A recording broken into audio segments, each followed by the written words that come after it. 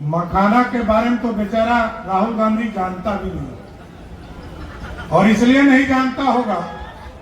अच्छा, कोई मौजा पहन के मखाना तोड़ने गए हैं? एक आदमी बताइए तो, एक आदमी गए हैं? अरे उसको पता ही नहीं है। वो तो कहता है कि एक तरफ से आलू डालिए, दूसरे तरफ से सोना निकलेगा। वो बेचारे को पता हो तब तो। इटली में ऐसी व्यवस्था नहीं है। इटली में मौजा पहन के ही लोग जाते हैं, एकदम कन्फर्म रही। तो ये बेचारा हिंदुस्तानी रहे तब तो। इनको तो सारी व्यवस्था, सारा संस्कार इटली वाला मिल गया है। इसलिए देख रहे होंगे कि आज मोदी जी के मां के बारे में जिस तरह मां बहन की गाली देने का काम कांग्रेस पार्टी या राष्ट्रीय जनता दल के लोग कर रहे हैं, इससे बड़ा दुर्भाग्य कुछ हो सकता है क्या?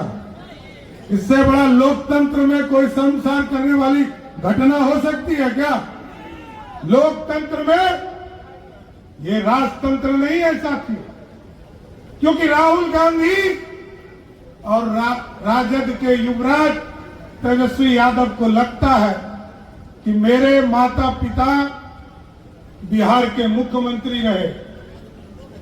राहुल गांधी को लगता है साथियों कि इस देश में मेरी मां सुपर पावर रही 10 साल, मेरे पिताजी 5 साल तक प्रधानमंत्री रहे। और जब मंडल कमीशन आया साथियों, हम लोग तो ओबीसी वर्ग से आते हैं, और जब मंडल कमीशन आया साथियों तो राजीव गांधी ने पानी पी पी कर विरोध करने का काम किया। इसका बदला लीजिएगा ना।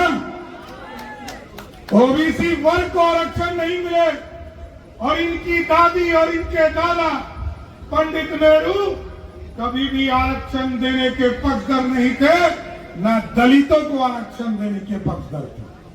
आज यदि कविता पासवान जी, और यहां तो आप सोचिए कि कविता पासवान जी यदि सदन में पहुंच रही है, तो यदि बाबा साहब भीमराव अम्बेडकर ने यदि आरक्षण नहीं दिया होता तो क्या कविता पासवान जी विधायक बन पाती? ये साथियों, ये लोग सब लोग विरोध करने वाले हैं। और मैं तो लालू जी से पूछना चाहता हूं, याद कीजिए, लोग कहते हैं कि लालू जी आरक्षण का पक्षधर है। 2001 का चुनाव याद कीजिए, मुखिया का चुनाव हुआ, ना दलित को आरक्षण, ना पिछड़े को आरक्षण।